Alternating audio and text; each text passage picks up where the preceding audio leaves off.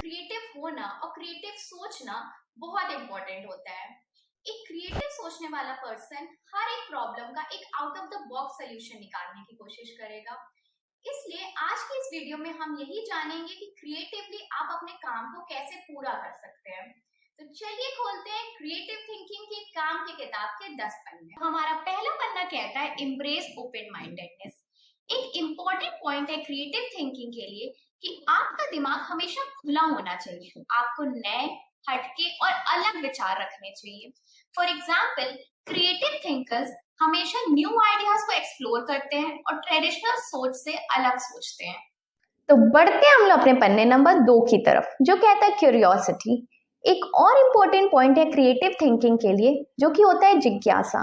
जिज्ञासा का मतलब होता है कि आपके अंदर एक तलब होनी चाहिए, एक इच्छा होनी चाहिए किसी चीज को सीखने की। इससे आप नए आविष्कारों की खोज में लगे रहेंगे। फॉर एग्जाम्पल, क्रिएटिव थिंकर्स नए सामाजिक ट्रेंड्स को समझेंगे और उसी में से ही न्यू आइडियाज को ढूंढने की कोशिश करेंगे। हम लोग अपने पन्ने नंबर 3 की तरफ, जो कहता है out of the box thinking. एक अच्छे क्रिएटिव थिंकर को आम सोच से हटकर सोचने की कोशिश करनी चाहिए। इससे आप नए तरीके से किसी भी समस्या का समाधान निकाल सकते हैं। फॉर एग्जाम्पल, एक क्रिएटिव थिंकर किसी भी प्रॉब्लम को न्यू अप्रोच देकर उसके सल्यूशन को निकाल सकता है। तो बढ़ते हैं हम लोग अपने पन्ने नंबर 4 की तरफ, जो कहता है फ्लेक्सिबिलिटी। एक अच्छे क्रिएटिव थिंकर को बदलाव के लिए तैयार होना चाहिए। इससे आप मौके के फायदे उठा सकते हैं। फॉर एग्जाम्पल, एक क्रिएटिव थिंकर मौके को समझकर फैक्ट्स के अनुसार अपने आइडियाज को चेंज कर सकता है। तो बढ़ते हैं हम लोग अपने पन्ने नंबर 5 की तरफ, जो कहता है डाइवर्स पर्सपेक्टिव। एक अच्छे क्रिएटिव थिंकर को नए नए अप्रोचेस को समझना और अपॉर्चुनिटीज के लिए तैयार रहना जरूरी होता है। इससे आप नए विचारों को प्राप्त कर सकते हैं। फॉर एग्जाम्पल, एक क्रिएटिव थिंकर सभी लोगों के विचारों को समझता है और अपनी सोच में शामिल करता है। तो बढ़ते हैं हम लोग अपने पन्ने नंबर 6 की तरफ, जो कहते हैं कोलैबोरेशन। कोलैबोरेशन का मतलब होता है और लोगों के साथ मिलकर काम करना। तो एक अच्छे क्रिएटिव थिंकर को कोलैबोरेशन का महत्व समझना चाहिए। इससे आप बड़े से बड़े चैलेंजेस का हल निकाल सकते हैं।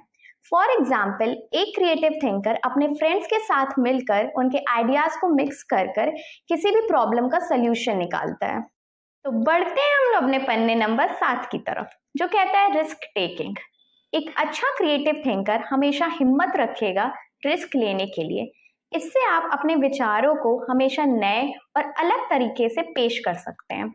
फॉर एग्जाम्पल, एक क्रिएटिव थिंकर कभी भी अपने आइडियाज को रिपीट नहीं करेगा। वो हमेशा हिम्मत रखेगा और रिस्क लेगा न्यू आइडियाज पेश करने के लिए। तो बढ़ते हैं हम लोग अपने पन्ने नंबर 8 की तरफ, जो कहता है लर्निंग फ्रॉम फेलियर। एक अच्छे क्रिएटिव थिंकर को अपनी गलतियों से सीखना जरूरी है। इससे आप अपने आइडियाज और अपने अप्रोचेस में सुधार ला सकते हैं। जैसे कि एक क्रिएटिव थिंकर अपनी गलतियों से सीखता है, उसमें सुधार लाता है और दूसरी बार ट्राई करने की हिम्मत रखता है। तो बढ़ते हैं हम लोग अपने पन्ने नंबर 9 की तरफ, जो कहता है इनोवेशन। एक अच्छे क्रिएटिव थिंकर को नए और अलग आइडियाज की खोज में लगे रहना जरूरी है। इससे आप अपने फील्ड में सबसे अलग हो सकते हैं और सबसे आगे बढ़ सकते हैं। फॉर एग्जाम्पल, एक क्रिएटिव थिंकर अपने प्रोडक्ट्स या फिर अपने सर्विसेज को मार्केट में अलग तरीके से प्रेजेंट करने की कोशिश में लगा रहता है। तो बढ़ते हैं हम लोग अपने पन्ने नंबर 10 की तरफ, जो कहते हैं कंटिन्यूअस इंप्रूवमेंट।